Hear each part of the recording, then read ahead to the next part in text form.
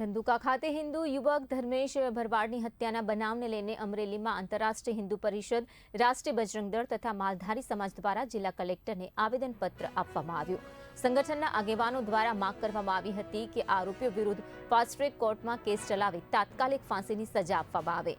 આ સાથે જ આવા તત્વો સામે કડક કાર્યવાહી કરી કાયદાનો કડક સંદેશ આપવામાં આવે તે જરૂરી હોવાનું પણ જણાવવામાં આવ્યું। સંગઠન દ્વારા રાજ્ય અને કેન્દ્ર સરકારને અપીલ કરવામાં આવી હતી કે ગુજરાત સહિત સમગ્ર દેશમાં હિન્દુ સમાજને પૂરતી સુરક્ષા આપવામાં આવે અને આવી ઘટનાઓ ફરી ન બને તે માટે કડક પગલાં લેવામાં આવે।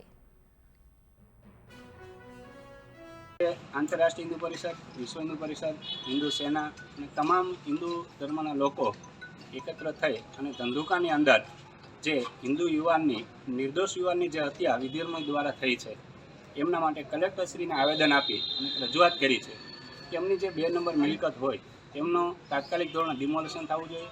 આવા વ્યક્તિઓને જેલની સજા કરતાં એમને તાત્કાલિક ધોરણે ફાસ્ટ કોર્ટમાં એમનો કેસ હકાવી અને એમને ફાંસીની સજા થવી જોઈએ। કારણ ધંધુકાની અંદર આ હમણાં ગણો તો 5મી ઘટના છે અને 3 ઘટના સુધી લગભગ બધા જ એમાં સંપર્કમાં અને એમની સાથે સંકલનમાં પણ છે। જો આમના માટે કડકમાં કડક કાર્યવાહી કરવામાં નહીં આવે તો ભવિષ્યમાં આ ઘટનાઓનું સ્વરૂપ એ આખા ગુજરાતની અંદર વિશ્વ સ્વરૂપે બનવાની શક્યતા પણ છે।